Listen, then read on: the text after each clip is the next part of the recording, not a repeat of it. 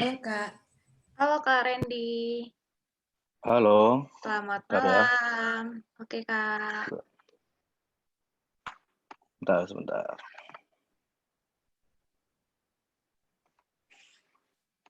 Udah ada ya gambarnya ya, teman-teman? sudah Kak? Aman Kak? Mantap. Aman ya? Oke, Oke. aman Kak. Wow, keren nih pakai Suara? background duta inspirasi juga nih. Aman Kak, jernih, Iya, lancar. Sip, sip. alhamdulillah. Ini baru dimulai atau gimana? Baru mau dimulai Kak, saya sebagai moderatornya. Oke, saya bisa mulai dulu ya Kak ya. Siap, baik. Oke, selamat malam semuanya. Selamat malam Kak Randy dan teman-teman kakak-kakak duta inspirasi. Mana nih suaranya boleh di-unmute nih? Malam Kak. Selamat malam Selamat malam Kak. Kak. Wow, Ya, Kak semuanya Randy. penuh semangat ya meskipun malam Minggu, sadar nih bahwa anak-anak ambis biasanya pada jomblo gitu ya. Jadi excited untuk ikut coaching pada malam hari ini yang ke-16. Jadi pada malam hari ini kita akan menghadiri virtual coaching Duta Inspirasi yang ke-16 bersama dengan Kak Randy Permana, ya, lebih singkatnya atau lebih lengkapnya Kak Randy Eka Permana Putra. Wow, terima kasih untuk kehadirannya Kak Randy di malam hari ini, boleh hadir bersama kami Duta-Duta Inspirasi, semoga bisa menginspirasi lewat ilmunya pada malam hari ini. Perkenalkan, saya Sarah Permatasari dari Duta Inspirasi Provinsi Riau oleh Indonesian Event, yang akan menjadi moderator pada kesempatan malam hari ini dalam virtual coaching yang ke-16 Duta Inspirasi. Langsung saja kita perkenalkan Kak Randy Eka Permana Putra sebagai owner Raja Say atau Say Sapi Kak Rizky Bilar, kemudian owner juga dari Entrepreneur versus Corona, owner juga dari Go World Education, dan content creator dengan hashtagnya yang senang nih Kak Randy buat, yaitu Bangga Berbagi di TikTok dengan nama akunnya Papa Rich 666. Wow, keren banget nih. Tadi Sarah udah coba stalking, baik itu Raja C, kemudian Entrepreneur versus Corona, kemudian Go World Education yang sudah memberangkatkan beberapa siswa, bahkan mahasiswa nih, bahkan tetangga dari Universitas Negeri Malang, yaitu Universitas Brawijaya. Keren banget dan terinspirasi banget nih lewat kegiatan Kak Randy selama ini, apalagi dengan hashtagnya Kak Randy yang disukai, yaitu Bangga Berbagi. Now, malam ini kita akan dengerin sharing dari Kak Randy, mungkin yang akan diisi oleh Kak Randy langsung. Monggo Kak, saya langsung persilahkan waktu dan kesempatan kepada Kak Randy.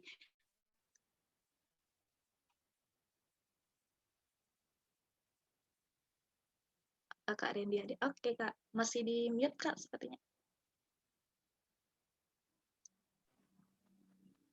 Oke, udah dengar suaranya? Aman Kak. Oke Kak. Oke, baik. Assalamualaikum warahmatullahi wabarakatuh. Selamat malam semuanya.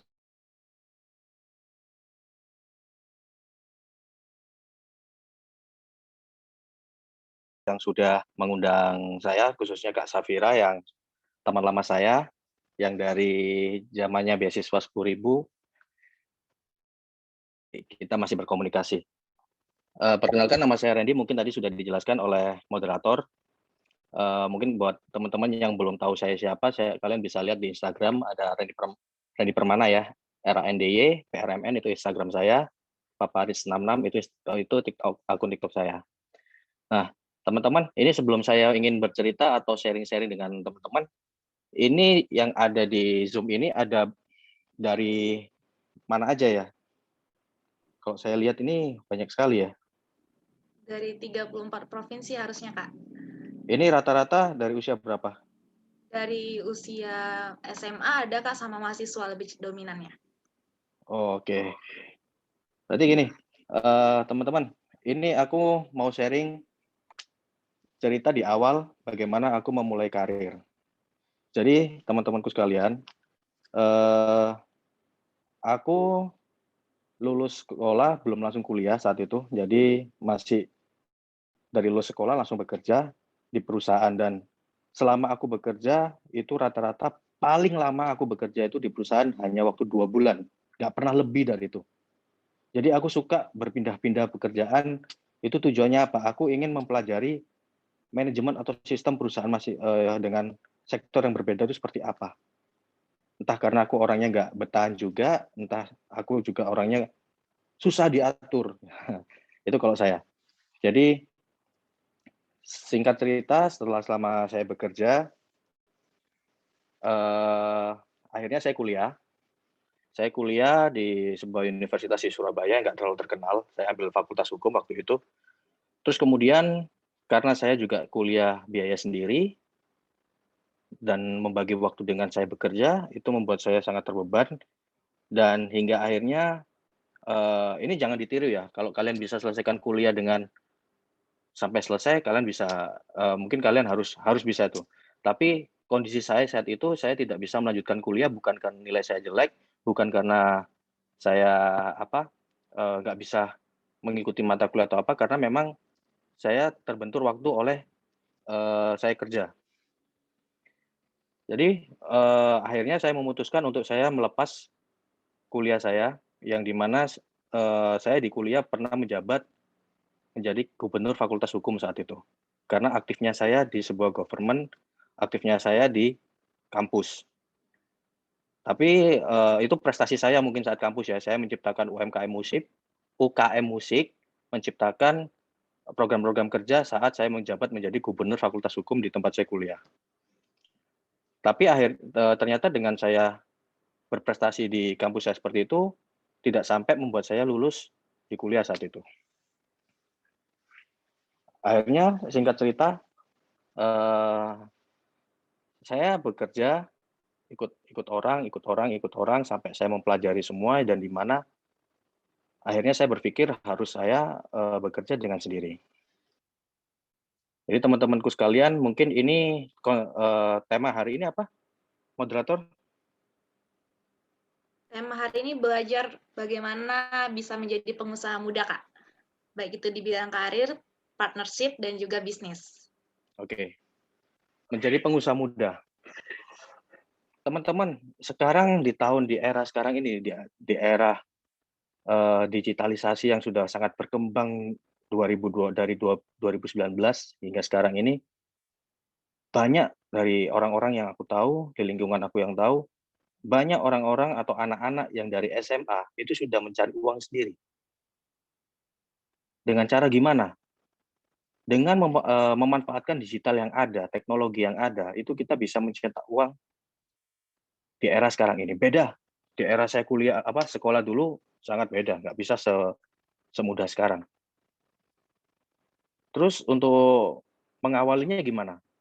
Kita sebagai pengusaha, kita sebagai ingin, kita selama sekolah dan kuliah yang selama ini kita pelajari apa? Adalah sebuah teori. Teori bagaimana kita tentang hitung-hitungan, teori bagaimana kita tentang menghadapi orang, teori bagaimana tentang kita menyelesaikan masalah, ketika kita presentasi, ketika kita mengerjakan tugas, terus kita disuruh presentasi ke depan, terus ketika itu ada pertanyaan-pertanyaan dari teman-teman, dari guru atau dari dosen, itu sebenarnya simpel. Intinya adalah bagaimana kita menyelesaikan sebuah permasalahan. Poinnya adalah di situ. Jadi ketika kita sudah terbiasa dengan menyelesaikan sebuah masalah dari masalah terkecil atau masalah yang terberat pun, insya Allah kita hidup ke depan ini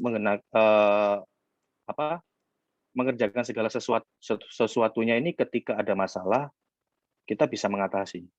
Karena dari sekolah, kita sudah dididik untuk bagaimana caranya mengatasi masalah.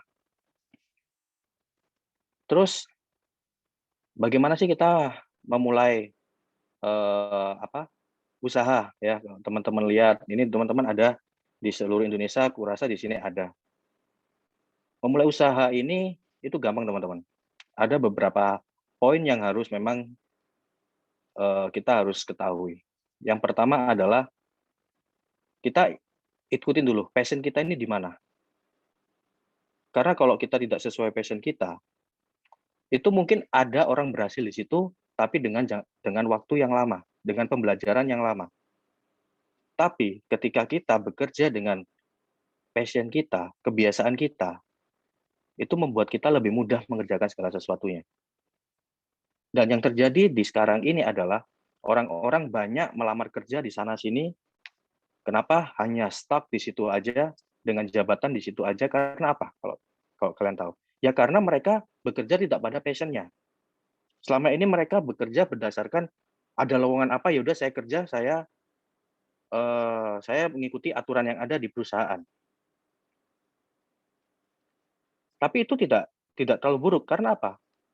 Ketika kita belum mempunyai kemampuan untuk membuat usaha sendiri, kita lebih baik bekerja ikut orang.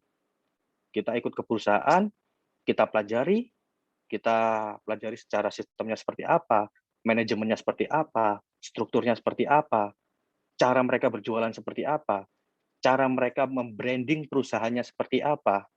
Jadi kita kalau misal kerja di sebuah perusahaan, jangan hanya ketika ya udah masuk pagi, terus sore pulang, masuk pagi, sore pulang. Kalau kayak gitu kita nggak akan berkembang. Tapi ketika kamu bekerja, contoh, kamu bekerja di sebuah perusahaan apa nih? Di perbankan, misal masuk sebagai teller. Ya, misal kita bekerja sebagai teller, kita masuk pagi, kita pulang sore, setiap hari aktivitas kita seperti itu. Kalau kita lakukan itu selama bertahun-tahun, kita nggak akan berkembang. Tapi ketika kamu, kenapa?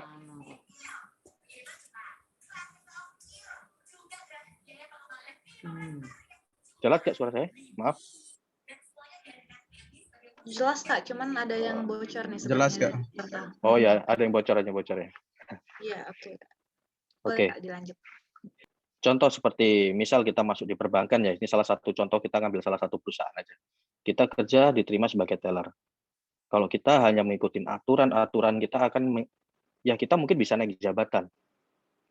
Tapi itu berapa lama? Tapi ketika kita mempunyai rasa ingin tahu untuk belajar, yang dimana contoh aja teller. Teller ini setiap hari kerjaannya melayani orang, hitung duit, setoran, kalau ada duit hilang, kita yang ganti. Nah, harusnya yang kita lakukan adalah bagaimana kita ini mempunyai kebiasaan setiap hari seperti itu, kita mencari celahnya. Jadi SPV ini tugasnya apa sih? Cara untuk menjadi SPV ini apa sih yang harus dilakukan? Cara untuk naik tingkat lebih cepat ini apa sih yang dilakukan? Harusnya mikirnya seperti itu. Kalau kita hanya berpatokan pada aktivitas kita tiap hari, ya kita akan berada di zona nyaman itu aja, nggak akan berkembang. Tapi ketika kalian punya rasa ingin untuk maju, ingin next level, kalian akan memandang orang di atas kalian itu adalah sebuah patokan. Untuk minimal saya harus melampaui orang itu. Jadi saya selama bekerja, itu setiap perpindahan pekerjaan, saya harus ketika saya misal keluar dari kerjaan ini, ketika saya dapat kerjaan yang baru, saya harus kerjaan itu next level dari kerjaan sebelumnya. Karena buat apa dong? Saya keluar dari kerjaan, tiba-tiba saya kerja di level yang sama. Nah, terus bagaimana pekerjaan lain bisa menerima saya di level yang baru? Ya, mempunyai pengetahuan bahwa saya sudah menguasai level yang dimana saya pernah jadi teller. Saya jadi teller pernah 2 tahun. Ketika saya melamar lagi, ya minimal saya jadi CSO atau customer service. Dari situ akhirnya kita naik lagi. Saya pernah di perbankan juga hampir kurang lebih 4-5 tahun. Yang dimana sampai level saya terakhir, saya pernah menjadi trainernya merchant BCA. Yang dimana job di saya waktu itu membuka kelas untuk mengajari tenan-tenannya BCA untuk menggunakan fasilitas BCA. Itu level saya terakhir. Saya pernah funding, saya pernah lending juga pernah. Dari situ kemudian saya beralih ke travel.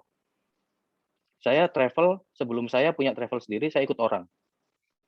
Saya kerja di sebuah travel, saya sebagai tour leader saat itu. Nah, ketika saya bekerja, yang saya perhatikan adalah bagaimana bagaimana yang harus dilakukan seorang pemilik travel. Saya mempelajari itu. Bukan yang saya mempelajari ya aktivitas setiap hari.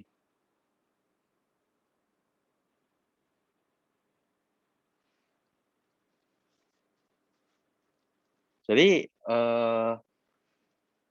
ketika saya di travel ya saya pelajari menghadapi orang.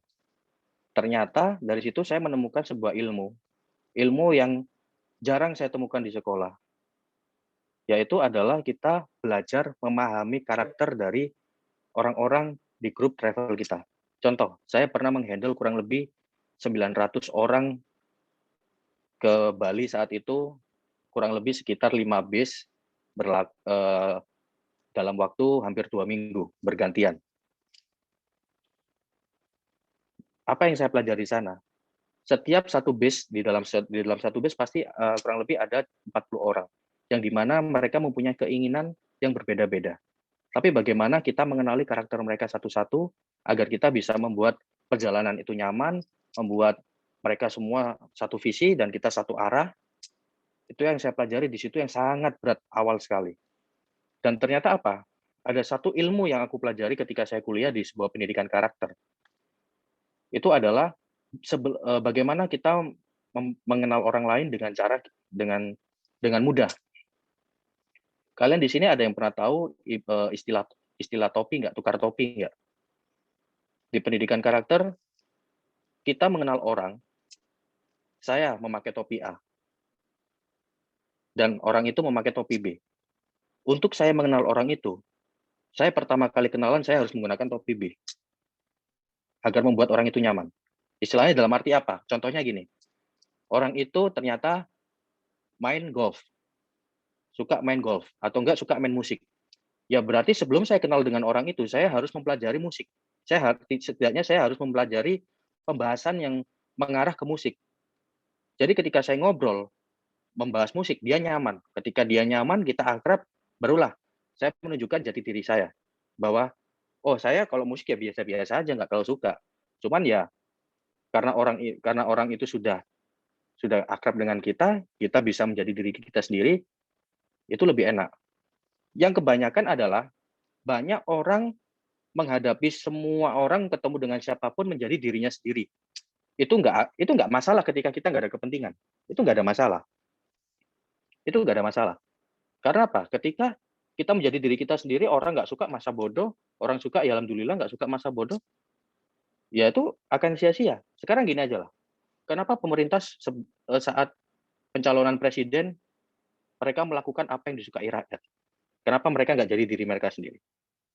Itu hal simpel. Ya kan? Kenapa semua pejabat, pemerintah, ketika dia dalam pilkada atau pemilu, mereka selalu melakukan apa yang menjadi perhatian masyarakat. Kenapa mereka menjadi sosok yang membuat masyarakat nyaman. Tapi ketika sudah jadi apa? Ya sudah. Itu bisa diterapkan dalam sebuah bisnis. Tergantung nanti bagaimana endingnya, mau kita berhubungan baik atau enggak, ya itu urusan belakang. Pemerintah pun sekarang ketika sudah jadi pun selalu akan ada yang namanya pro dan kontra.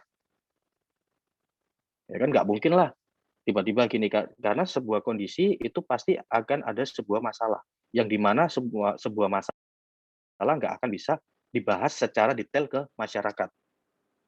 Itu konflik pemerintah atau politik yang saya nggak akan bahas di situ, karena itu saya paham tapi saya nggak mau kita belum ke ranah sana. Jadi intinya itu adalah sebuah contoh yang saya jelaskan mengenai pendidikan karakter tadi. Ketika kita mencoba mengenalkan diri kita dengan tujuan kita ingin mengenal orang itu dengan baik, ya tunjukkan bahwa kita sama seperti orang itu. Kemudian setelah akrab, jadilah diri kita. Itu yang pertama.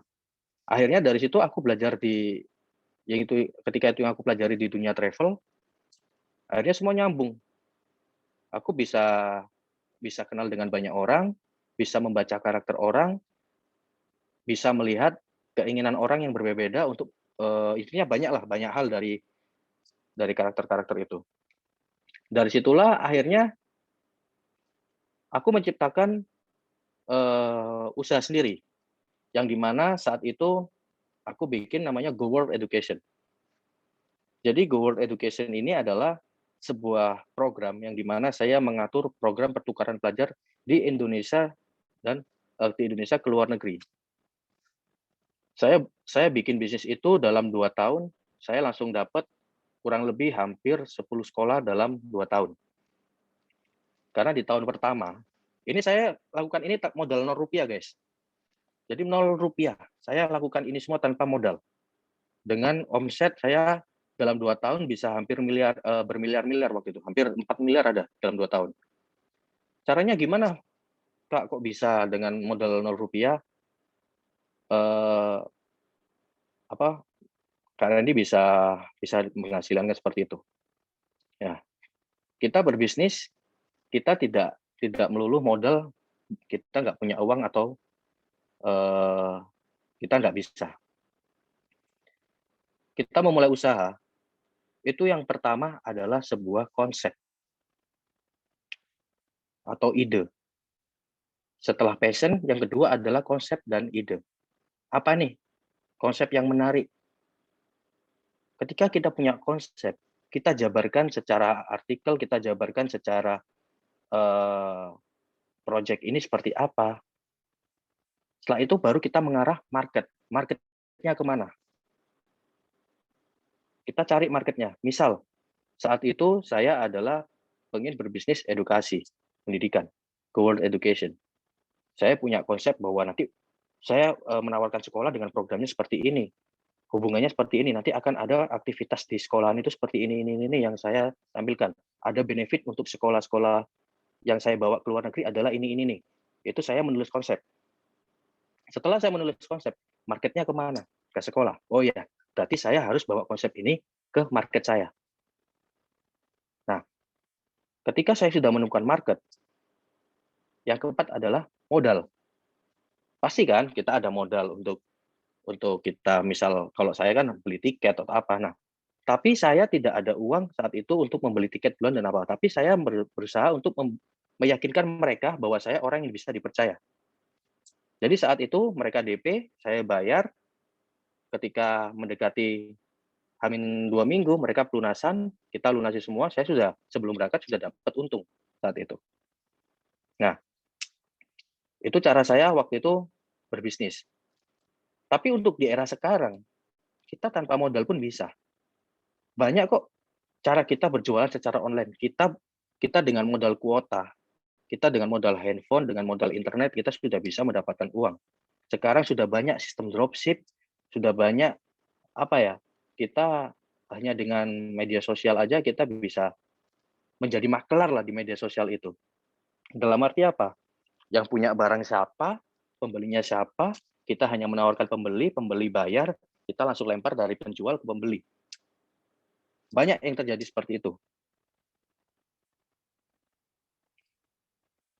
Nah, ini juga tergantung dari niat kita sendiri. Kita mau sejauh mana untuk berbisnis. Apakah kita setengah-setengah? Ya udah, ketika kita hanya setengah-setengah, nggak akan ada hasil maksimal. Tapi ketika kita emang niat, kita punya passion, kita punya konsep, kita tahu marketnya di mana, itu semua sudah bisa jalan.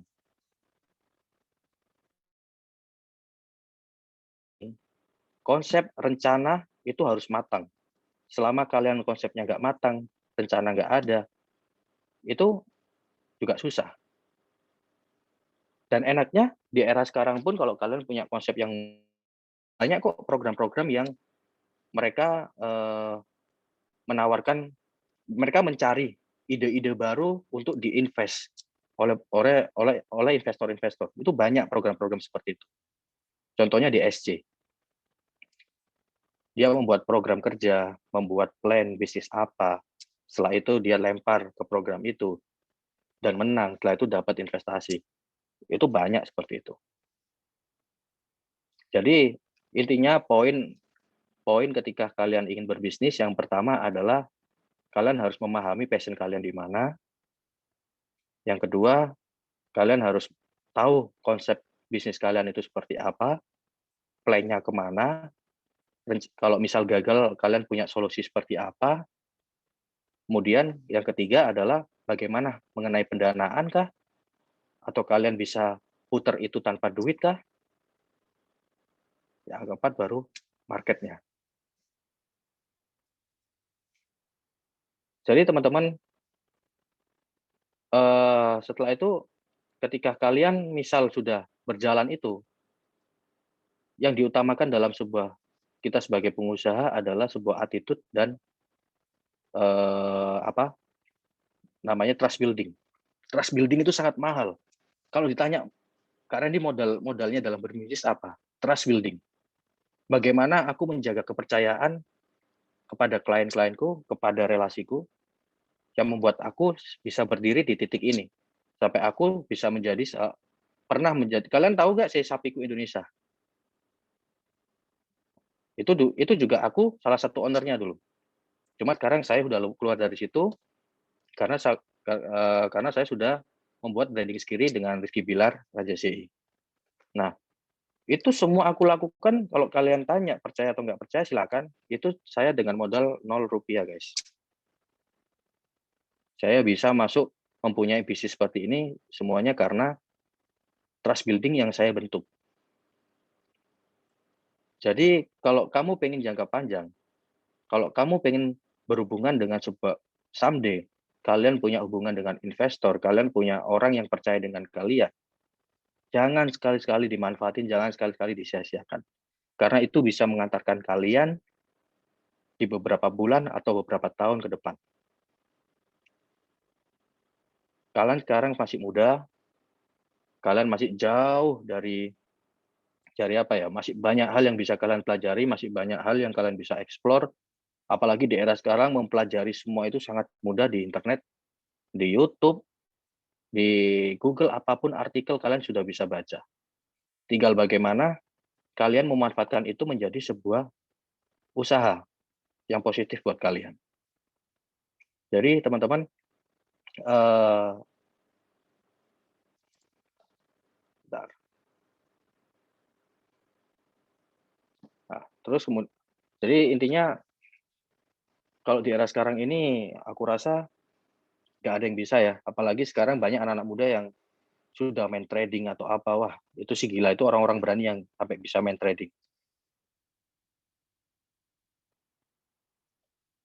Dan pada intinya yang saya sampaikan ini semua adalah belajar mengenai pendidikan karakter. Bagaimana kita mempelajari orang sebelum kita mengenalkan diri kita. Karena ketika kita sudah mengenali orang itu, istilahnya adalah profiling. Kita bisa membuat orang itu nyaman, kita bisa menciptakan trust building dengan orang itu bisa menjadi apa ya? Menjadi modal untuk kita ke depan. Jadi kalau sekarang kalian menjadi duta inspirasi, apa nih? Pasti kalian memiliki banyak konsep, banyak ide-ide bagus yang ada ketika kalian mengikuti program ini. Pastinya dong, karena ini adalah duta inspirasi, kalian harus bisa menjadi inspirasi. Seperti aku saat ini, aku lagi menyuarakan hashtag bangga berbagi, yang dimana di saat kondisi seperti ini, aku melihat apa ini yang bisa aku branding di kondisi seperti ini ketika semua usaha pada drop, ketika PPKM makin diperpanjang. Aku mengajak orang tidak langsung dengan mengajak langsung sebelahku, ayo ikut aku yuk besok berbagi. Ayo ikut aku yuk gini. Kita sudah di era digital. Kita bisa membuat sebuah konsep ini langsung dari video yang kita bikin sendiri. Yang kita bisa tunjukkan di media sosial. Kita tunjukkan bahwa kita berbagi, nggak menunggu kaya. Kita memberi, nggak menunggu kita punya banyak duit. Banyak hal dengan cara yang simple. Saya menunjukkan beberapa video saya dengan konsep yang berbeda, menunjukkan membantah orang-orang kaya yang membagi jutaan atau apa itu untuk mereka hanya pamer, tapi saya membuat konten dengan apa ya, budget yang seminim mungkin tapi bisa mengena ke hati masyarakat. Itu tujuannya apa? Tujuannya buat apa di kondisi seperti ini kita bingung, kita ngeluh, kita kontra sama pemerintah buat apa? Karena karena kita ini selama masih hidup di sini, di Indonesia ini, ya kita harus beradaptasi dengan apapun regulasi yang baru. Kita nggak bisa menolak. Sekarang kalau kita menolak, kita hanya ngeluh, wah pemerintah gini, pemerintah bla bla bla. Nggak akan selesai, guys. Tapi kita coba adaptasi, kita lihat peluangnya apa di situ, kita lihat kondisinya seperti apa, pasti akan ada peluang-peluang di setiap kondisi apapun itu pasti ada. Tinggal bagaimana kita mengamati itu. kita ambil sisi positifnya aja. Karena selama kita masih mempunyai regulator di Indonesia ini, regulatornya dalam arti pemerintahan ya, yang membuat sistem. Regulasi ini adalah sebuah sistem. Ya, kita mau nggak mau kita harus mengikuti regulasi itu. Sekarang kita era PPKM jam 8 harus tutup. Nah, terus bagaimana? Kita mau berontak, kita mau ngeluh nggak bisa. Ya, berarti kita harus mencari solusi agar bisnis kita tetap jalan dengan pembatasan seperti itu. Nah, di usia kalian ini, banyak hal yang masih kalian harus bisa pelajari sebelum kalian benar-benar aktif di bisnis-bisnis besar. Mulailah dari hal yang kecil, nikmati prosesnya. Nggak ada semua, kalau dibilang semua yang instan, orang-orang kaya itu instan, itu nggak ada, guys. Kecuali Rafathar mungkin ya. Jadi nggak ada orang yang sukses tiba-tiba langsung instan, terus menang togel apa, nggak ada seperti itu. Semua itu butuh proses. Jadi bagaimana kita berproses, ya kita nikmatin prosesnya. Jangan pernah serakah, intinya seperti itu. Kalau kita serakah ketika kita berbisnis, nggak akan bertahan lama. Nggak akan bertahan lama, serius. Dan yang paling penting adalah bagaimana kita menjalin hubungan dengan orang-orang sekitar kita. Dari terdekat dulu, kita beradaptasi dengan orang-orang sekitar kita, lingkungan kita. Ketika kita bisa membawa dampak yang baik, orang baik itu akan mendekat. Kalian bisa lihat Instagram saya bisa kenal dengan siapapun, saya bisa menaiki mobil-mobil mewah atau apapun, itu bukan walaupun saya nggak pernah, belum bisa. Aku yakin tapi someday aku bisa beli, tapi aku saat ini belum bisa untuk beli mobil sport, Ferrari atau apapun. Tapi dengan apa yang aku punya sebuah modal trust building, sebuah menjaga hubungan dengan orang lain, membuat orang lain percaya mobil mewahnya aku bawa. Jadi itu nggak semua orang bisa melakukan seperti itu. Tapi ketika kita mau mempelajari itu, kita pasti bisa. Nggak ada yang nggak bisa. Rubah mindset kita bahwa kita berbisnis harus ada modal, rubah mindset kita bahwa kita harus bisa lebih baik dari orang lain, jangan pernah.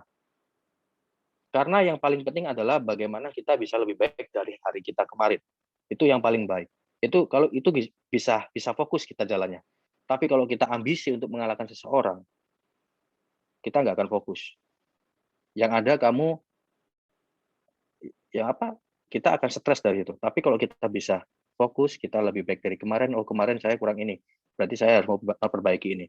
Oh, hari ini saya goals, aktivitas saya ini aman. Saya harus di hari berikutnya saya harus ada goals yang bagus.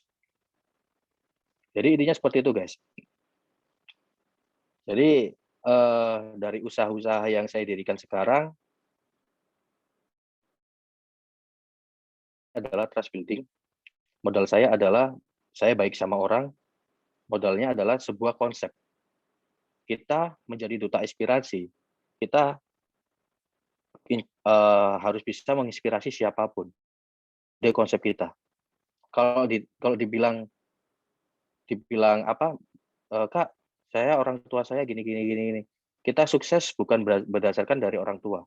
Ketika kita dilahirkan bukan dari orang keluarga kaya, berarti secara nggak langsung orang kaya akan lahir dari diri kita. Jadi ingat, guys, kalau kita bukan dilahirkan dari keluarga kaya akan lahir dari kita. Jadi tanamkan mindset itu. Karena saya juga berasal dari keluarga sederhana. Saya kuliah aja nggak selesai kok. Saya kuliah aja biaya sendiri, saya nggak mampu bayar kuliah. Nah, kalau saya bisa di level seperti ini dengan kapasitas waktu saya sekolah seperti apa, aku yakin dengan kalian yang sangat yang bisa kedepannya menginspirasi Indonesia ini, aku yakin akan lebih bisa hebat dari saya. Yang penting mindset harus bersih, pola pikir harus bersih, hati harus bersih, dan niat harus benar-benar membara. Intinya seperti itu. Jangan pernah terganggu dengan sindiran, ucapan apapun dari kanan kiri kalian. Fokus. Kalian masih muda ini godaannya sangat banyak, guys, sangat banyak. Yang penting kalian ketika punya impian, ya udah kejar impian kalian. Dengan konsep bagaimana kalian bisa menginspirasi banyak orang. Jadi mungkin saat ini itu aja yang aku pengen sharing dengan kalian. Aku di sini mungkin ada sesi tanya jawab, bisa tanya jawab dari moderator. Iya, Kak. Oke, Kak. Terima kasih banyak, Kak. Sebelumnya aku ucapkan banyak ilmu, banyak sharing yang bermanfaat dari Kak Randy. Terima kasih banyak untuk sharingnya nih, Kak. Mungkin nanti bakal banyak juga nih pertanyaan dari kakak-kakak dan teman-teman Duta Inspirasi. Dipersilahkan saja, dipersiapkan pertanyaannya, dan boleh raise hand nih sambil menanti ada pertanyaan pertama dari Kak Meira nih, Kak. Oke, mungkin langsung masuk dalam sesi diskusi. Boleh dipersilahkan, Kak Meira? Boleh. Ya, baik. Baik, terima kasih Kak Sarah atas kesempatannya, dan terima kasih sekali Kak Randy, sangat luar biasa atas sharing session hari ini. Dan Mera tertarik tadi dengan satu pernyataan, yaitu Kak Randy itu suka pindah-pindah untuk nyari kerjaan gitu ya. Jadi kayak nggak betah, kadang 2 bulan udah selesai.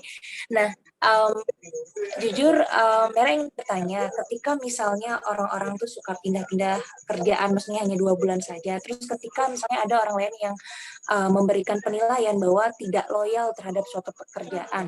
Kira-kira menurut Kak Randy itu bagaimana terkait hal tersebut? Terima kasih. Kalau saya jawab. Saya pindah-pindah kerja pasti akan ada pertanyaan tidak loyal atau apa. Tapi selama saya kerja, selama saya berpindah, itu kebanyakan masalah-masalah yang saya bertentangan dengan atasan saya. Dalam arti kita mempunyai pendapat yang positif. Dalam arti saat itu saya punya pendapat yang positif, tapi tidak pernah diterima oleh atasan. Karena kalau secara yang saya pelajari sekarang, itu membuat mereka merasa tersaingi. Nah, tapi mungkin di saat dulu mungkin nggak mikir kayak gitu ya, aku ya, kalau sekarang. Kalau dulu mungkin ya aku ngerasanya, wah aku nggak cocok, ya udahlah cari kerja yang lain aja. Oh ya, istilahnya selama kita bekerjanya di tempat yang berbeda bidang, aku yakin itu nggak akan ada sinergi. Kalau misal kita habis kerja di misal perusahaan apa nih, handphone misal, Samsung, terus habis itu kita keluar, pindah ke Oppo, ya apa bedanya? Pasti ya itu akan menjadi pertanyaan kalau misal dalam circle circle teknologi atau handphone itu mereka bisa saling tanya, biasanya HRD itu seperti itu. Tapi ketika kita dari Samsung, tiba-tiba apa nih ke retail, dan 80% saat itu, nggak tahu kalau sekarang ya, kalau saat itu nggak ada yang namanya dicek, kamu keluar dari mana? Oh ya, tak telepon bosmu ya, tak telepon bosmu, kamu keluar karena apa? Nggak pernah dulu ada kayak gitu, nggak pernah. Dan sekarang pun aku yakin nggak akan ada seperti itu, karena HRD nggak mungkin buang-buang waktu untuk menelponi semua karyawan yang habis dia interview. Logikanya seperti itu. Jadi kalau kalau kalian bisa bertahan, kalian merasa nyaman, ya sudah. Kalian bekerja di sebuah perusahaan, misal kalian jadi apa nih, kerja di sebuah perusahaan BUMN atau apa, kalau kalian nyaman ya nggak masalah, itu kan semua pilihan. Kalau aku kan memang orangnya sulit diatur. Kalau aku memang orangnya selama pekerjaan itu merasa aku nggak cocok sama aku, ya aku akan berargumen gitu loh.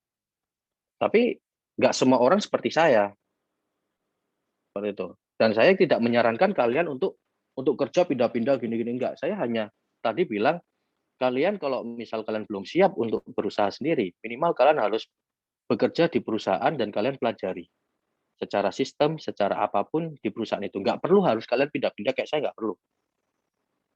Jadi cukup satu aja kalian pelajari, setelah itu kalian sudah merasa mampu untuk membuat usaha sendiri, ya sudah, buka aja.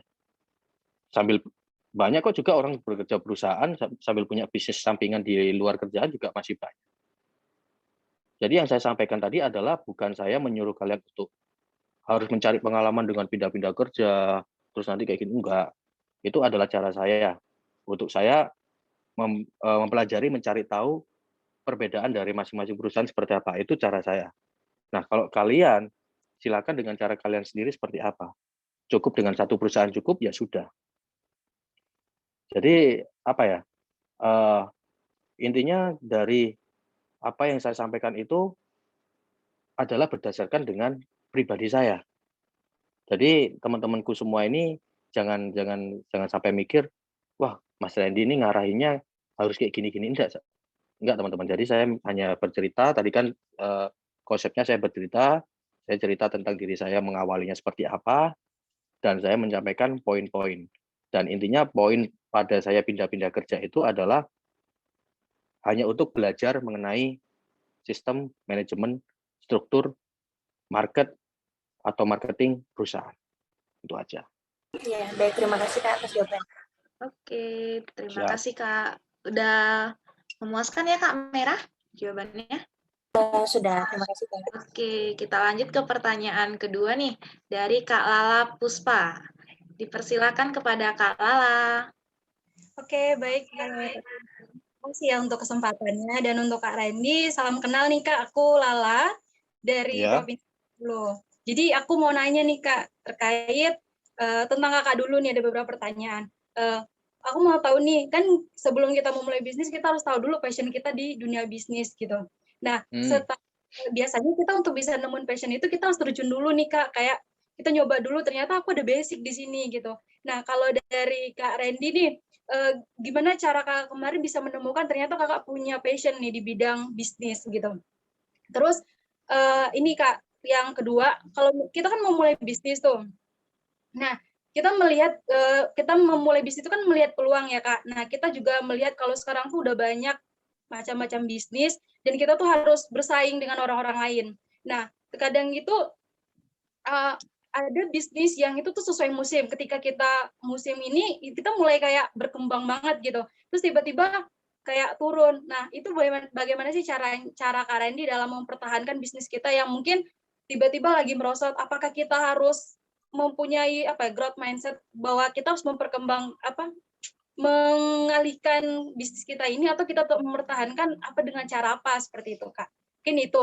Terus kalau misalnya Kakak pertama tuh kan Kakak nggak sekali 2 kali nyoba, ketika Kakak gagal dalam sekali, apa yang bisa Kakak lakuin untuk diri Kakak untuk tetap bertahan di posisi itu? Gitu aja Kak, terima kasih. Siap. Oke. Aku jawab ya. Yang pertama, bagaimana menentukan passion kita. Nah, kalau saya sendiri, saya menemukan passion saya adalah seorang pekerja lapangan, yang dimana saya nggak betah nih kerja di sebuah tempat di perusahaan yang hanya di kantor aja, yang hanya di ruangan aja. Itu nggak betah. Rata-rata kerjaan seperti itu yang membuat saya keluar cepat dari perusahaan. Dan akhirnya yang menemukan passion saya adalah ketika saya menikmati sebuah pekerjaan. Ketika kalian melakukan pekerjaan dan belum bisa menikmati, ya itu bukan passion kalian. Intinya seperti itu. Misal, kalian mau jualan online.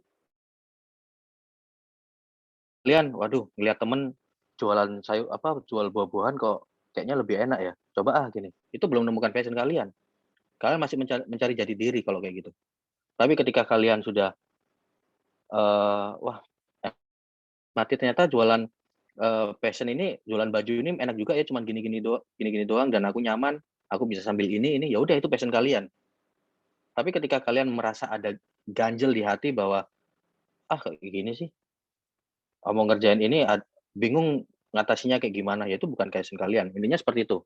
Jadi cara untuk kita menentukan passion kita adalah kita mencoba segala hal yang membuat kita nyaman, atau enggak kalau kita nggak punya banyak waktu untuk mencoba hal itu, ya udah kita riset aja apa yang paling kita minati dalam aktivitas kita sehari-hari, ya udah. Kalau misal hobinya nyanyi, ya orang itu kalau dibilang passion saya apa? Saya nyanyi, ya udah kamu jadi penyanyi aja. Kan gitu. Passion kamu kalau dibilang passion ya orang mungkin passion-nya mungkin sangat gak relate dengan bisnis-bisnis yang memang yang ada. Kebanyakan orang-orang berbisnis itu tidak pada passion-nya itu banyak juga gitu loh. Tergantung bagaimana kita membawanya. Kalau kita ngerasa punya tanggungan, kita punya mikir, ya apa aja digas, apa aja dikerjain kan gitu. Udah nggak bahas masalah passion atau nggak lagi. Cuman pesan saya tadi kan, kerjaan yang nyaman adalah kerjaan sesuai passion kita. Tapi ketika kita tidak bekerja dengan sesuai passion kita, ya kita mempunyai ekstra tenaga, kita punya ekstra pikiran di situ. Itu aja. Terus yang kedua, bagaimana kita meningkatkan atau kita mengatasi ketika kita punya bisnis, punya kompetitor, terus setelah itu sudah nggak musim atau apa-apa. Nah, kita menciptakan brand ini ada dua. Ada namanya Blue Ocean dan Red Ocean. Mungkin kalian pernah dengar. Jadi Blue Ocean ini adalah sebuah produk-produk yang dia mempunyai market yang beda. Yang dimana Blue Ocean ini adalah contoh barang-barang yang jarang ditemukan di pasaran. Dan Red Ocean adalah sangat banyak kompetitornya dan sangat mudah didapat di pasaran. Nah, ketika kita, kalau ditanya mengenai banyak kompetitor, berarti kita mengarah ke Red Ocean. Red Ocean ini, kalau secara saya, waktu itu punya Sesapiku. Kita membranding Sesapiku, hingga sampai Sesapiku sekarang sudah ada 55 cabang se-Indonesia. Yang dimana sekarang brand daging CI itu sudah banyak brandnya. Ada CI inilah, banyak sekali brandnya, kompetitornya. Sampai akhirnya saya membuat brand baru namanya Raja CI. Loh, Mas kok sampai membuat buka usaha yang sama dengan merek yang berbeda? Itu saya menciptakan market. Karena ketika market semakin besar, market semakin banyak, itu akan menimbulkan menimbulkan penjualan yang naik. Karena apa? Sudah menciptakan ekosistem. Itu beda lagi. Itu udah istilahnya kayak kalian melihat Indomaret sama Alfamart gak pernah berjauhan. Nah, itu seperti itu. Nah, kalau misal kita melihat kondisi kompetitor kita, wah, kompetitor kita kok jualannya lebih murah sih? Kita kan nggak segitu. Gimana market kita gini nih? Nah, di era sekarang, ini yang paling penting adalah sebuah branding. Ada yang namanya personal branding, ada yang namanya company branding. Nah, branding ini adalah di era sekarang, kalian punya bisnis sebagus apapun, kalau kalian nggak punya branding yang bagus, kalian akan kalah. Branding ini seperti apa? Kalau kalian ngelihat di media sosial, contoh kayak kulinerku lah, Sesapiku, dimakan oleh artis inilah, seleb inilah, itu sebuah branding. Jadi menciptakan daya tarik. Jadi sebuah image branding harus terbentuk di situ. Nah, kalau kalian hanya buka ada bisnis, tapi ketika kompetitor kalian sudah menciptakan branding, membuat promo dan segala macamnya, terus kalian nggak melakukan itu, ya kalian akan kalah. Caranya adalah ya sudah, kita ngelihat. Kalau aku sih sukanya ngeriset ya.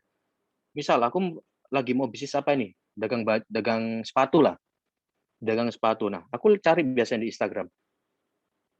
Di jualan sepatu yang paling rame, ini Instagramnya siapa sih? Biasanya kayak gitu. Kalau kalian lihat pedagang sepatu di Instagram pasti banyak sekali kan. Nah, cuman aku biasanya cari pedagang-pedagang yang paling followernya banyak, yang transaksinya paling banyak. Di situ aku pelajari gimana cara dia bisa menjual dalam sehari sebanyak itu. Itu yang aku pelajari. Oh, ternyata ini. Oh, ternyata dia main reseller. Oh, ternyata dia bikin afiliasi. Oh, ternyata dia bikin apa? Menjual ke toko langsung. Dia jual putus. Oh, dia consignment. Jadi ada riset-riset yang aku lakukan seperti itu. Jadi jangan melulu tentang kita buka usaha, terus wah ada kompetitor gini gimana ya kita meningkatkan selling. Terus kita hanya diem aja, terus kita tetap jualan, nggak bisa. Kita kalau bisa dekati kompetitor, kita pelajari ilmunya. Kalau bisa kita duduk bareng sama yang punya kompetitor. Kita tanya, cari tahu. Oh gimana? Oh gini-gini. Kalau misal kita bisa sinergi, kenapa enggak? Bisnis sekarang kayak gitu. Realitanya seperti itu. Sudah di era sekarang sudah bukan zamannya lagi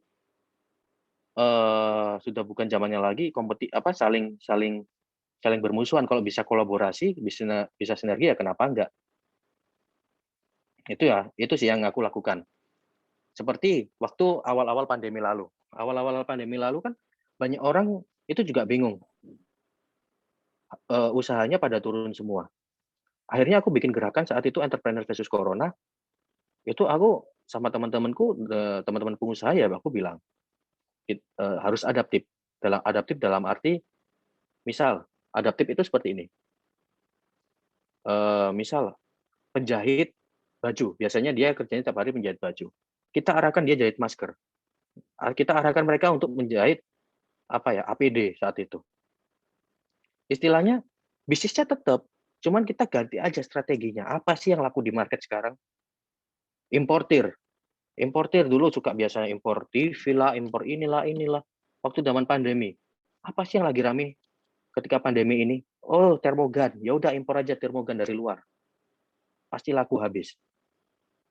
Kita hanya mengubah itunya aja, strateginya aja.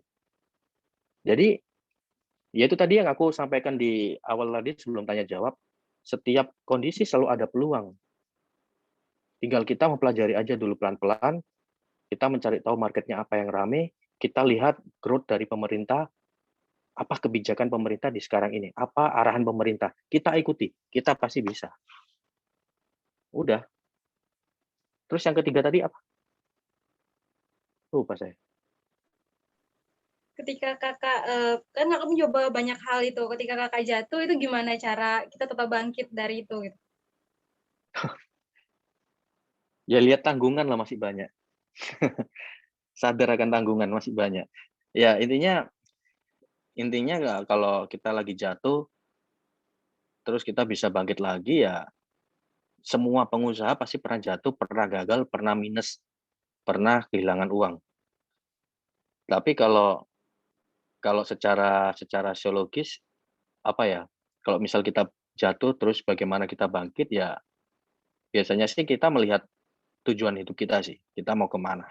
Kalau misal kita gagal terus kita ya udahlah nyerah, kita ikut aja, ya udah segitu aja. Tapi kalau kita punya visi, kalau kita seorang visioner, kita punya visi misi, kita punya tujuan, segagal-gagal apapun ya kita akan tetap bangkit dengan cara yang berbeda, dengan mencari peluang yang berbeda. Karena kalau aku pribadi, kalau kalian bisa nanti lihat di story-ku di Instagram, aku bikin highlight tuh sorotan itu dari cerita awalku sampai aku di level sekarang ada itu, kalian nanti bisa lihat. Nah itu kalian bisa lihat jatuh bangunku seperti apa di sana. Kalau aku mungkin saat itu gagal ya sudah, mungkin aku nggak bisa di titik sekarang ini. Ya mungkin aku hanya di Surabaya, hanya kerja sebagai TL rokok sampai sekarang.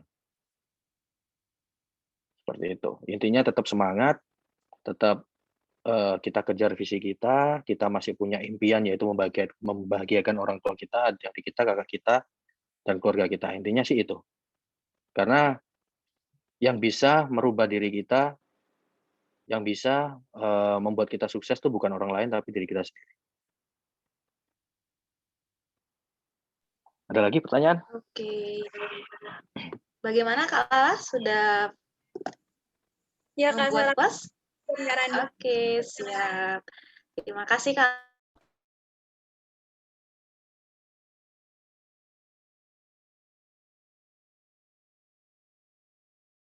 Ada dua lagi nih yang raise hand nih Kak. Boleh, bebas dong. Oke, siap Kak. Boleh Kak Naria dipersilahkan. Boleh on video mungkin Kak kalau memungkinkan.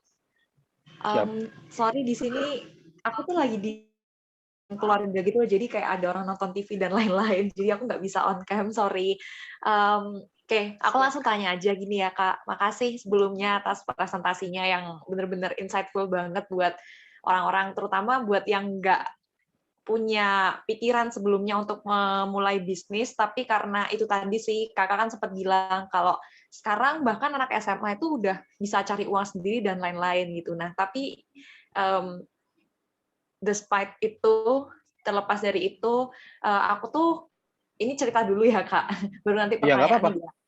Ya, okay. Jadi aku itu punya saudara. Nah, saudaraku ini dia aktif di kegiatan sociopreneur gitu. Jadi kayak dia nggak punya wirausahanya sendiri gitu loh Kak. Tapi dia sering diajak collab sama teman-temannya yang bekerja sebagai sociopreneur. Dan aku itu kayak agak diajak gitu, ayo kamu juga bikin dong apa gitu, movement apa atau komunitas apa gitu. Nah, aku itu sempat bingung gitu loh Kak, socialpreneur tuh sebenarnya konsepnya gimana sih? Karena kata dia itu kayak bisnis tapi buat tujuan sosial kayak gitu. Nah, yang mau aku tanyakan ke kakak ini, kakak ada nggak sih Kak pengalaman bersocialpreneur itu, dan kalau misalnya ada atau mungkin pernah tahu ilmu-ilmunya gitu, gimana sih cara mengawalinya kayak gitu. Terus juga kan setahu aku juga dari saudara aku tadi itu, kalau socialpreneur tuh kan kayak katanya gampang banget dapat dana CSR. Nah, itu tuh gimana sih kok bisa tembus ke perusahaan gitu loh. Sedangkan kalau misalnya kita baru menginisiasi sesuatu yang kayak masih kecil banget, belum sounding kemana-mana, kan kayak kita juga susah cari support, even cari orang untuk gabung ke movement kita kan susah gitu loh. Karena aku udah ada kepikiran, aku pengen bikin sesuatu, cuman kayak I just do not know how to start gitu, Kak. Thank you. Oke, socialpreneur.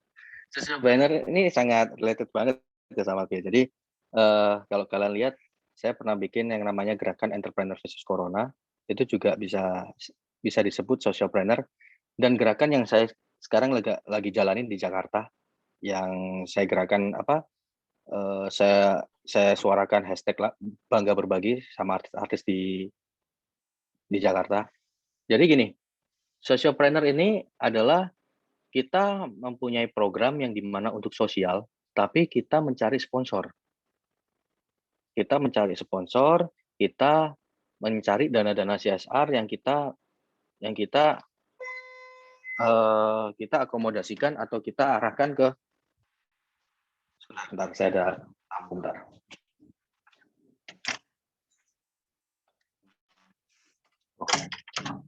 Bentar. Halo. GoFood. Oh, turut. Di bawah aja Pak, nanti saya ambil ya. Ya, makasih ya. Halo, sorry guys ya. Iya Kak, nggak apa-apa. Jadi gini, jadi socialpreneur ini itu kita bergerak di bidang sosial yang dimana kita memutar uang dari sponsor atau dari dana-dana perusahaan yang ingin ingin berbagi, ingin dalam gerakan sosial. Karena kita kalau bilang secara kitabisa.com itu adalah socialpreneur. Jadi kalian bisa lihat gerakan sosial PMI apa, itu semua bisa dibilang socialpreneur, yang dimana mereka dapat dana dari sponsor. Nah, dapat duitnya dari mana? Ya kita biasanya di hal-hal seperti itu ada sekitar 5-10% itu adalah hak pengelola, adalah hak admin. Itu dalam hukum agama pun juga tidak itu juga ada. Kalau kalian bisa pelajari, kita bukan istilahnya kita bekerja sebagai socialpreneur terus kita makan uang donasi, enggak ya, kita bukan kayak gitu. Ada hak-haknya, ada hak-haknya yang memang kita bisa kelola dari situ. Tapi socialpreneur ya dalam arti kalau 10% dapat pendanaan 1M, ya kalian tahu sendiri dapatnya berapa. Sekitar 100 juta. Jadi memang itu sudah banyak yang di orang-orang bikin seperti itu, karena itu juga istilahnya pemutaran duit CSR itu untuk sosial itu sudah banyak. Dan apa istilahnya, kayak aku juga di entrepreneur versus corona ini kan duit dari mana aku donasi seperti itu, dari teman-teman pengusaha yang aku arahkan untuk membeli beras dan segala macamnya. Tapi ketika aku bikin gerakan itu, karena itu bukan sebuah socialpreneur atau kalau socialpreneur kita harus ada legalitas, yang dimana kalau kita menawarkan ke perusahaan untuk mendapatkan dana itu harus ada legalitas PT, sebuah yayasan non profit. Nah, kalau aku kan yang aku lakukan sekarang nggak ada. Jadi aku kalau misal ngambil dulu 10% ya bisa dihabisin sama teman-teman. Jadi kalau yang aku lakukan adalah benar-benar ikhlas. Tapi kalau kita berbicara secara socialpreneur, itu kita memang harus ada secara legalitas kalau kita mau main ke dana-dana CSR perusahaan. Karena setiap perusahaan pasti akan ada beberapa persen untuk dia lempar untuk sumbangan. Biasanya seperti itu. Berarti kalau misalnya mau bikin apa istilahnya entah komunitas atau ini yang sociopreneur itu tadi, itu harus ada legalitasnya dulu baru jalan atau gimana sih enaknya gitu, Kak? Ya, tujuannya kemana? Kalau tujuanmu hanya sekedar berbagi aja gini-gini ya nggak masalah. Tapi kalau kamu tujuannya pengen cari duit di sana ya kamu harus ada legalitas. Karena kalau kamu tiba-tiba nggak ada legalitas terus make duit donasi untuk keperluan pribadi, istilahnya dalam arti dapat duitnya dari dana-dana seperti itu ya itu bisa menjadi itu kurang bagus lah menurut aku. Tapi ketika kamu adalah sebuah legalitas, itu memang secara legal ada hak sekitar berapa persen untuk pengelola yang mengelola keuangan ini untuk istilahnya sebagai operasional, sebagai transport dan segala macamnya. Kurang lebih seperti itu. Tapi itu bukan apa ya? Karena persentasenya kecil sekali, nggak kalau kita lihat nggak banyak orang kaya dari socialpreneur ini nggak banyak. Socialpreneur ini kebanyakan mereka-mereka yang memang punya punya jiwa-jiwa sosial yang ya itu passion mereka, kembali lagi itu passion mereka nggak terlalu cari duit banyak dari sana, tapi mereka menikmati mereka bekerja gitu. Oke, Kak, makasih banyak. Jawabannya sangat membantu, sangat menjawab pertanyaanku. Thank you, Kak. Siap, terima kasih. Ada lagi yang ditanyain? Satu lagi Kak dari Aman. Kak Nazar. Dipersilakan Siap. Kak Nazar. Baik, terima kasih Kak Sarah ya. Izin bertanya Kak Randi Pramana. Siap. Perkenalkan, nama saya Nazar dari NTB, Kak. Sebelum bertanya, izinkan saya bercerita sedikit saja. Nah, jadi Kak, Boleh. saat ini saya jadi mahasiswa yang alhamdulillah udah selesai semester akhir dan udah selesai skripsi juga. Kemudian tentunya jadi seorang mahasiswa udah berpikir bisa dikatakan bagaimana cara mendapatkan uang sekarang dan bagaimana cara kita tidak menyusahkan orang tua lah bahasanya. Akhirnya suatu ketika saya membaca buku Kak tentang bisnis dan langsung saya termotivasi dengan buku tersebut. Akhirnya di dusun saya, di kampung saya itu saya mikir gini, saya pengen jual bensin kayak biasa Kak, bensin kayak Pertalite, Pertamax dan sebagainya. Kemudian saya pengen jual gas juga, gas tabung dan sebagainya. Karena memang ini sebagai peluang di kampung saya. Akan tapi Kak yang jadi permasalahan saya, itu kadang ternyata ada tetangga yang jual. Saya baru sadar bahwa ada tetangga jual. Akhirnya saya terpuruk bilang, astaga gimana? Apakah nanti saya dibilang ikut-ikutin usaha mereka atau bagaimana dan sebagainya. Akhirnya saya benar-benar terpuruk Kak. Apalagi mohon maaf sebelumnya Kak, berdasarkan yang Kak jelaskan tadi bahwa ini passion sebenarnya untuk memulai usaha. Saya pribadi Kak di Fakultas Keguruan ya di pendidikan, dan saya juga terkesan bahwa dari Kak Randi mengatakan bahwa pernah saya jadi gubernur Fakultas Hukum ya, dan alhamdulillah Kak, kita juga sama Kak pernah jadi gubernur, tapi saya di FKIP-nya, di keguruannya. Nah, yang menjadi pertanyaan saya Kak, bagaimana sih cara kita merawat jiwa bisnis kita walaupun dengan passion yang berbeda, walaupun dengan latar belakang pendidikan. Bahkan akan tapi saya pengen jadi pengusaha yang besar, bagaimana nanti ke depan untuk menciptakan ekonomi keluarga yang baik dan sekitarnya. Itu sih Kak, terima kasih Kak Randi. Oke, siap Mas Nazar, terima kasih pertanyaannya. Yang pertama mengenai melihat ada tetangga yang mempunyai ide jualan yang sama. Kalau menurut aku sih ya gas aja. Kenapa? Karena kalau kita melihat secara market,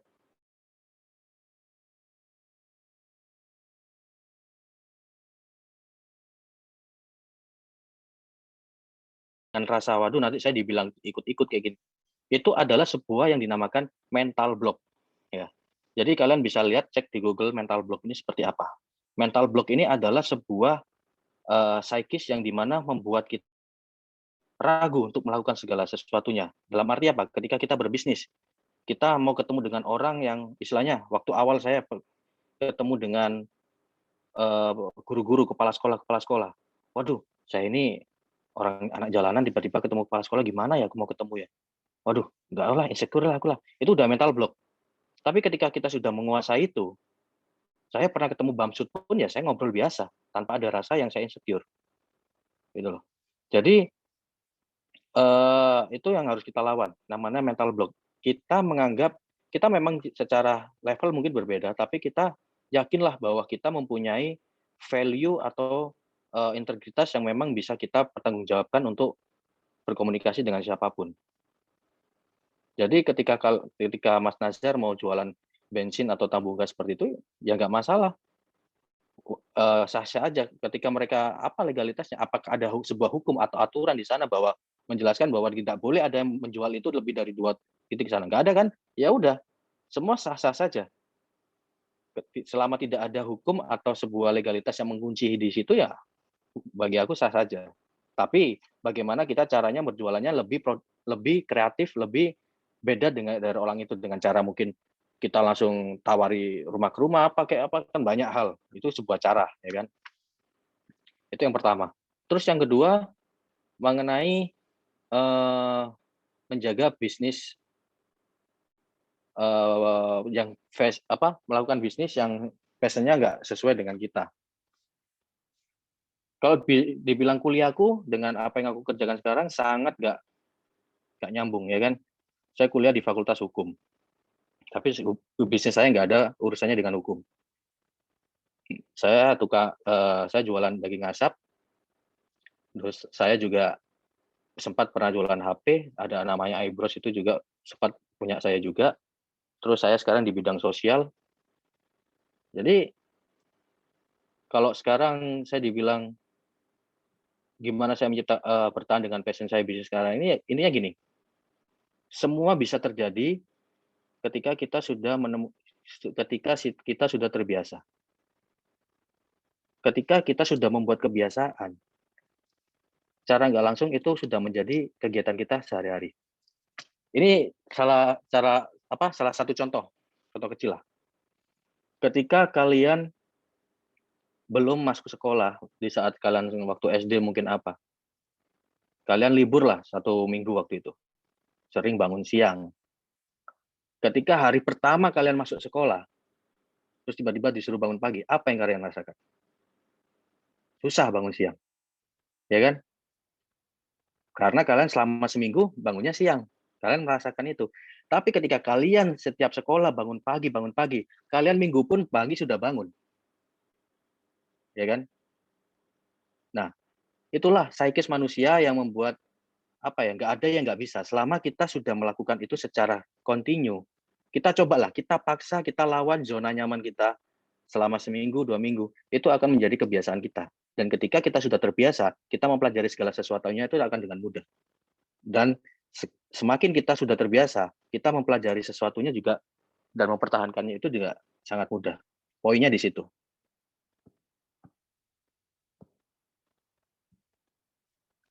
Itu. Oke, bagaimana Kak Nazar?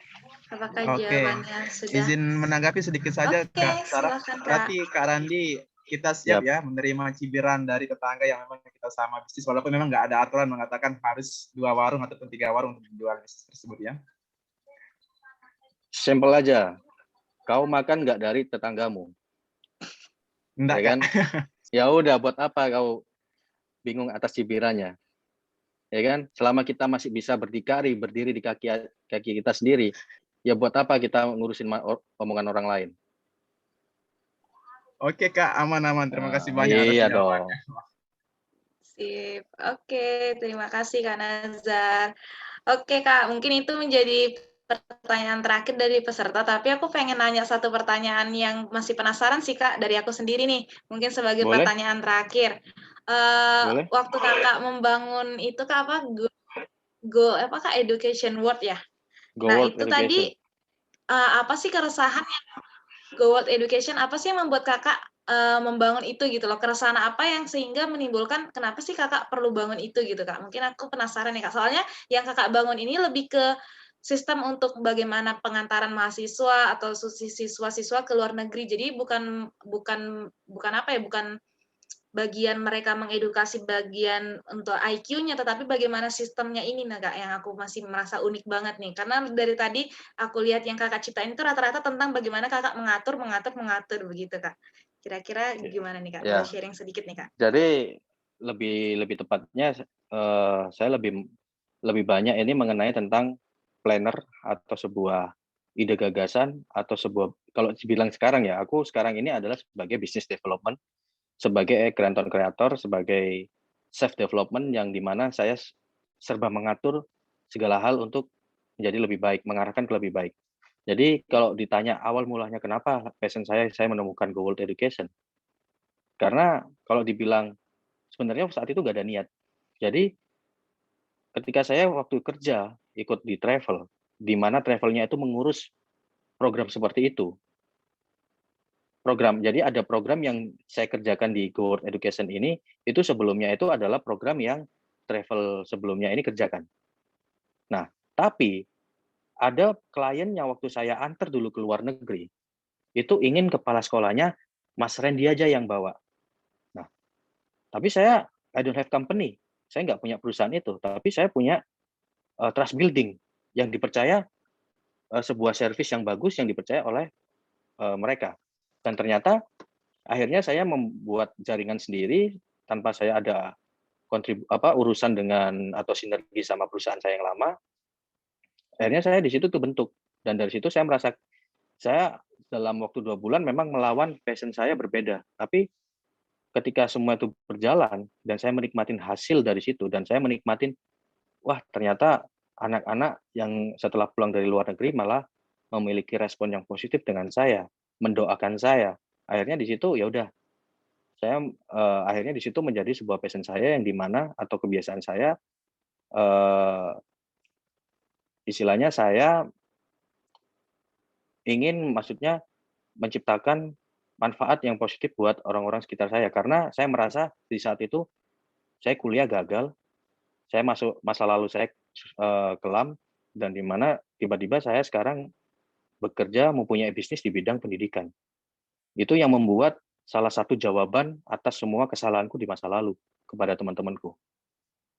Jadi sebuah pencapaian, sedikit pencapaian lah di saat itu.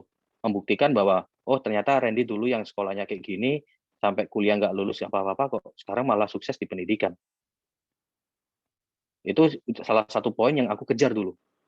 Yang membuktikan bahwa akhirnya dari situ aku diterima di orang-orang baru, kenal dengan orang-orang baru, orang-orang yang hebat, dan sampai di level sekarang. Gitu. Oke, Kak. Wow, keren. Baik, terima kasih Kak Randy untuk sharing pengalaman dan juga bagaimana cara memulai menjadi pengusaha muda dan hebat juga gitu ya. Dan tentunya dengan niat yang baik untuk bisa bermanfaat bagi orang lain. Oke Kak, terima kasih untuk waktunya. Mungkin aku sedikit ringkas dari apa yang sudah kita dapatkan pada malam hari ini, kakak-kakak dan juga teman-teman Duta Inspirasi, bahwa sebenarnya mulailah dari passion dulu gitu ya. Jadi berusahalah di masa muda ini untuk temukan passion kita, meskipun tadi kalian disarankan kalau bisa jangan pindah-pindah, tapi kalau bisa langsung ketemu satu, langsung berjuang situ dan bisa mengembangkannya lebih hebat lagi dengan berbagai cara. Kemudian juga kita perlu siapkan konsep dan ide yang matang, karena di tengah zaman sekarang yang canggih ini perlu konsep yang bisa meyakinkan orang dulu, trust building tadi ya yang bisa disampaikan oleh Kak Randy. Dan kemudian kita siapkan modal, baru kita bisa terjun ke market-market yang kita inginkan. Ini keren banget. Jadi yang paling aku notice tadi tentang pendidikan karakter, jadi ada satu hal yang di balik itu semua ternyata satu hal yang dipelajari dari Kak Randy adalah bagaimana kita mempelajari tentang pendidikan karakter sehingga kita bisa menggunakan topi orang lain dulu ketika berkenalan, kemudian ketika kita sudah mulai dekat dan memahami baru kita bisa menggunakan topi kita sendiri. Wow, keren banget nih. Semoga kita bisa terinspirasi dan bisa jadi pengusaha muda juga kayak Kak Randy nih. Wow. Amin. Dan punya tagline sendiri nih Kak ya. Jadi mungkin kalau bisa Duta Inspirasi punya tagline yang masing-masing. Mungkin bangga berbagi, bangga menginspirasi.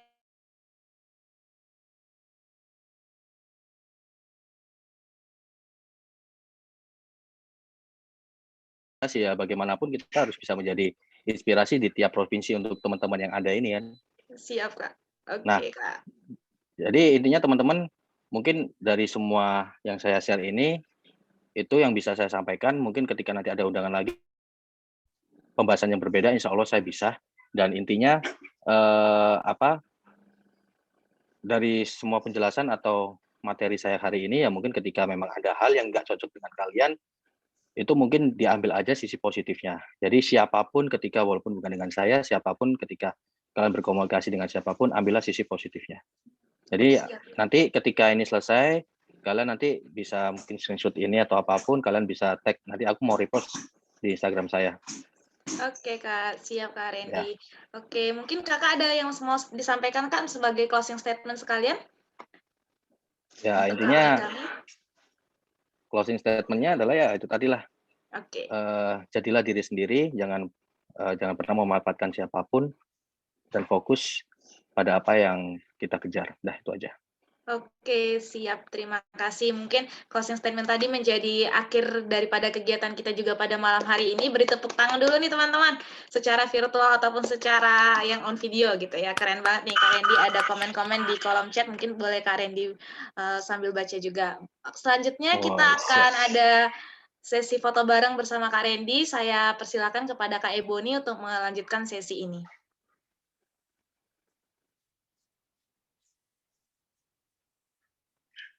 Oke, terima kasih Kak Sarah untuk kesempatannya. Dan tentunya terima kasih banyak untuk Kak Randi untuk pemaparan materinya pada malam hari ini. Nah, sekarang karena kita sudah ada di penghujung acara, kita mau foto bareng dulu sebagai bentuk dokumentasi dari acara ini. Dan bagi teman-teman yang belum on kamera, bisa tolong dihidupkan terlebih dahulu agar mukanya bisa terlihat dalam dokumentasi. Siap. Oke, siap. Di sini seperti biasa ada 2 slide ya teman-teman, dan karena kita nggak tahu posisi kita ada di bagian yang mana, bisa tolong dipertahankan aja pose terbaiknya. Oke, kita mulai dari slide pertama. 1, 2, 3. Oke, kita lanjut ke slide kedua. 1, 2, 3. Oke, sudah selesai. Terima kasih semuanya untuk kerjasamanya. Aku kembalikan lagi ke Kak Sarah selaku moderator. Oke, terima kasih Kak Ebony. Saya selaku moderator, mohon maaf atas segala kesalahan, kekurangan dalam penyampaian. Terima kasih sekali lagi untuk Kak Randi. Semoga bisa bertemu kembali nih Kak. Dan jangan lupa repost daripada kami, nanti hasil summary kami dari setiap coaching. Biasanya tuh ada tuh Kak, kami tag setiap para speakernya gitu ya Kak. Ya, Oke, tag terima Instagramku kasih. ya, guys. Oke Kak, aman. Terima kasih banyak Kak Randi untuk waktunya. Selamat beraktivitas kembali Kak. Terima Dan kasih ya. salam kepada semuanya. Selamat Selamat malam malam. teman-teman semua. Terima kasih. Terima kasih banyak, Kak Randy. Kak. Terima kasih ya, guys. Terima kasih banyak, Kak. Thank you, Kak.